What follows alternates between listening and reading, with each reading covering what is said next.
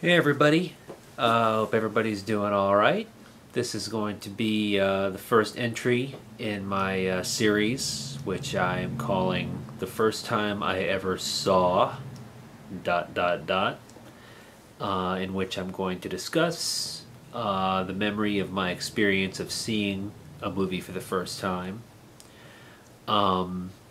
Most likely, most of these are going to be horror or genre titles of some sort, but if I can think of some interesting experiences I had seeing non-genre movies, I will discuss those as well. So let's jump right in. It's kind of quiet right now. It's late. I'm up by myself. My wife's asleep. My daughter's asleep. Circumstances are kind of similar to the first time I saw what's going to be the debut of this series. And with Halloween coming up, it's only appropriate. So tonight I'm going to tell you about the first time I ever saw Night of the Living Dead. And I remember this as vividly as any other memory from my childhood. I was 12 years old. I had read about Night of the Living Dead quite a bit. I had never seen it. My mom, although she was okay with me seeing movies such as Frankenstein, Dracula, The Wolfman, she even let me see Psycho. For some reason, she absolutely did not want me to see Night of the Living Dead. She thought it was too disturbing. And the funny thing is, she'd never seen it.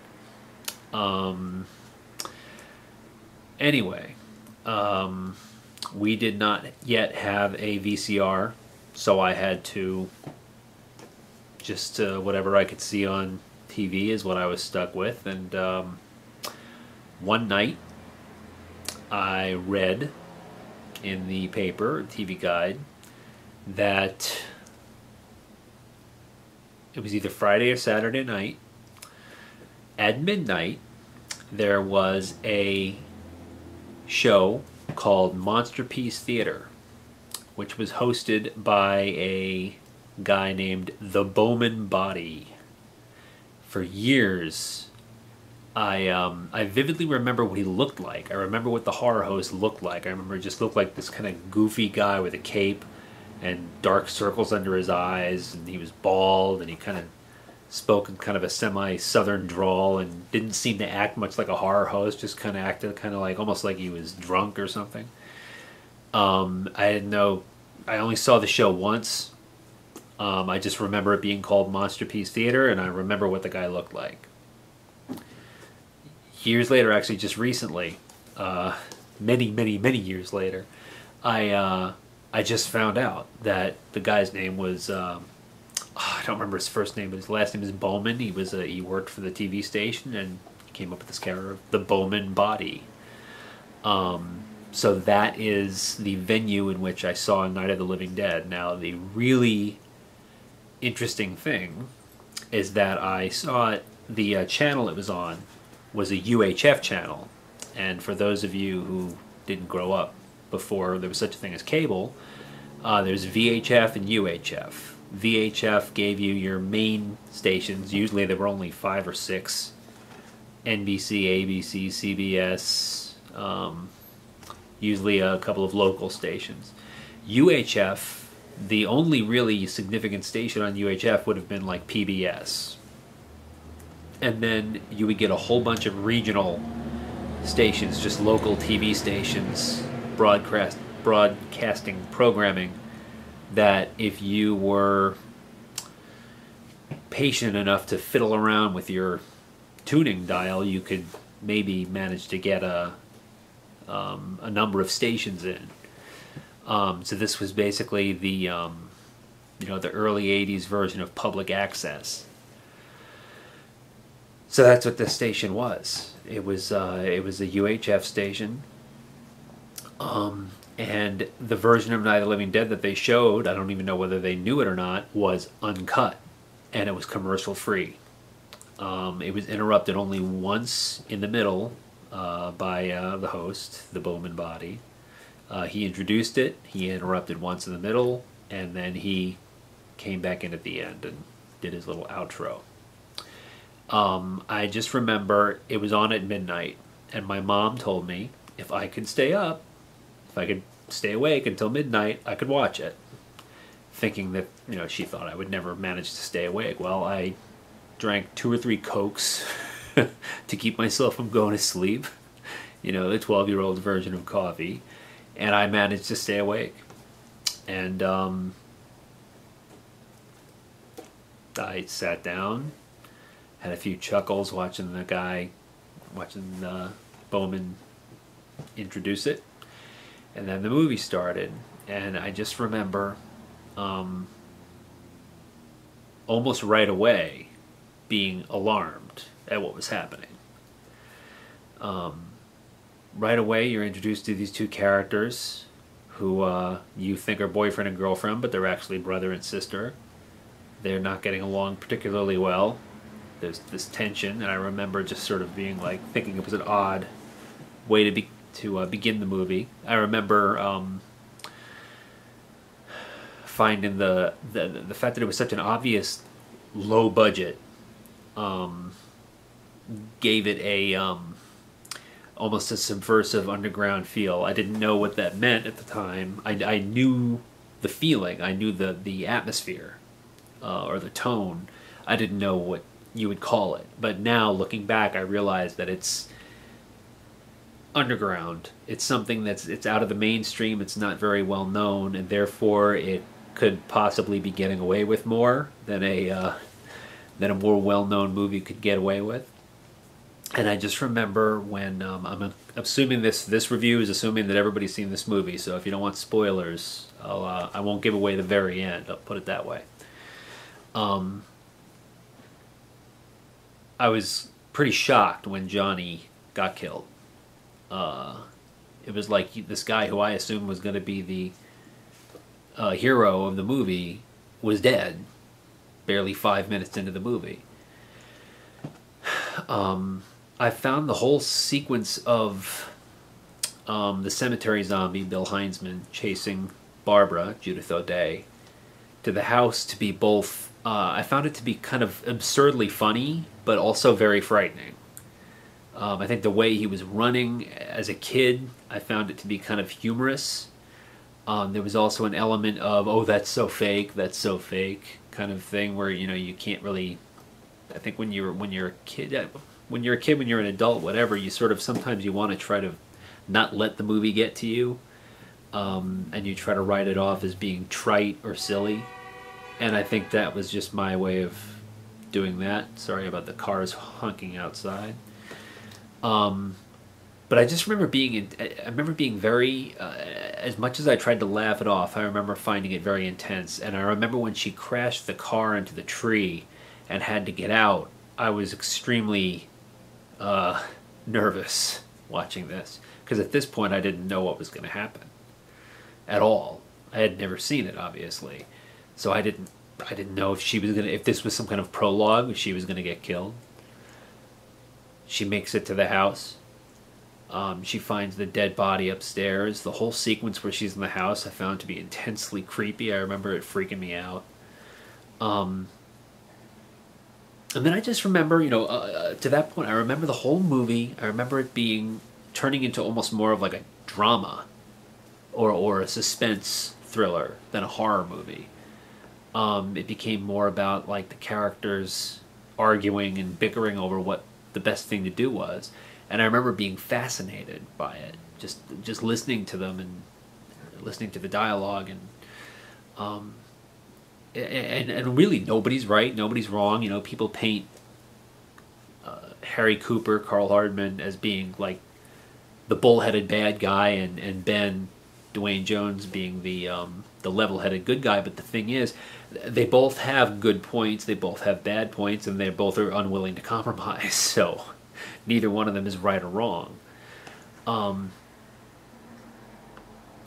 remember finding the scene between Tom and Judy when they're having that talk about You know, they had to go to Willard during the big flood, and this isn't like just a wind passing through. I remember thinking that was so cheesy, and oh my God, this dialogue is so cornball. Boy, this movie's really, really just, jumped its track now. It's totally lost me. Little did I know that in about 5 minutes, the two of them were going to be a hot lunch. Talk about a shocking moment. I remember just thinking that whole scene had been set up just so that I would have a sigh of relief. Oh, look, that she went out with him, she loves him, and but they made it back inside safe, and isn't everything's great? And instead, the truck blows up, and I just remember being like, oh my God, being so shocked. It was the last thing I expected to happen, especially after that syrupy love chatter that they just went through. And then I remember the movie just being, I was almost felt like drained by that time. My emotions had been jerked around so much. When the lights went out, when the power goes out in the house, I remember being extremely scared. I should mention too, another part that just struck me as extremely eerie, where I got nervous, is the scene where Barbara leaves the kitchen when Ben says, "Oh, go see if you can find some firewood." She leaves the kitchen and walks into the living room. For some reason, just that scene made me very uneasy. But it was this next sequence that is ingrained in my brain, that is seared into my brain as one of the most frightening experiences I've ever had. So the zombies, if you want to call them that, are breaking into the house. It's very intense. It's just utter chaos. And Helen Cooper, Marilyn Eastman, is being pulled through the window by these hands that are coming through the window, which freaked me out. And then all of a sudden Barbara just manages to snap herself out of her catatonia long enough to get up and help her. And it's just it's complete, utter chaos upstairs. It's just noise and moaning and banging. And you just want to get out of there. You're so claustrophobic. You're so nervous. And just a few minutes earlier, Ben has shot Mr. Cooper, who then has staggered downstairs and presumably died or passed out on the floor next to his daughter, who appears to also be passed out. What happens next is, to this day, the most horrifying thing I've ever seen in a movie. And I've seen tons of stuff. I've seen, you name a disturbing movie that's on someone's top 10 disturbing movies list, I've probably seen it. This still, everybody's heard the term, your blood running cold. My blood ran cold when Mrs. Cooper gets to the bottom of the stairs, and just a second, right before you see her go downstairs, they cut to Karen Cooper eating her father's arm off. My blood ran cold, literally. I felt my body go cold. I have like I've got goosebumps right now while I talk about it. I remember thinking that it was the most horrifically, nightmarishly frightening thing I had ever seen. And as terrifying as that was, it got worse. The daughter gets up and Mrs. Cooper is too paralyzed with fear to do anything. And all she can do is back up, and then Karen grabs the trawl off the wall and just stabs her to death. And then that's when the movie, for the first time, the movie up until this point has been this pretty straightforward cinema verite movie. It's stylishly shot and it's atmospheric, but it's pretty straightforward. It's not particularly surreal or expressionistic. It's just, it's a straightforward movie. All of a sudden it turns into a psychedelic fever dream of a nightmare, with that bizarre that squealing sound and the electronic noise and the echoes, and it goes into that slow motion with her just that chocolate syrup blood coming out of her nose and mouth and her eyes bugging out, and you see this shadow of the daughter just slamming this trowel down into her chest over and over and over again. I was scared shitless. Pardon my French. I've never been so scared watching a movie since then. Ever. I will never forget that. That scared the crap out of me. And it was almost a relief to go back upstairs and find Ben and Barbara fighting the zombies. And I found what happens to Barbara to be horrific. I found the ending to be unbelievably nihilistic and poetic, and surprising. But it was almost like I barely even noticed the last 5-10 minutes of the movie. I was so emotionally shattered by that scene in the basement where Karen Cooper kills Mrs. Cooper. Just blew me away. It's the scariest thing I've ever seen. To this day, I will never forget that. And it's one of those memories I wish I could go back and relive it exactly the same way. You know, I've seen scary stuff. I've seen movies that still scare me. I thought Paranormal Activity was scary. I thought a Serbian film was scary. I thought and disturbing. I thought Blair Witch was scary. I thought Session 9 I thought was scary as hell. But none of them haven't even come close to scaring the living crap out of me and giving me that unbelievably and wonderfully creepy feeling that Night of the Living Dead gave me the first time I saw it. So, Night of the Living Dead, in my opinion, and this is another discussion for another video, in my opinion, the best horror movie that has ever been made, and probably the best one that will ever be made. It's a perfect movie. Everything about it works, and it scared me out of my wits when I was 12. And the scenes that scared me when I was 12 still scare me to this day after having seen it 20 or 30 times. So, if you've never seen this movie, see it.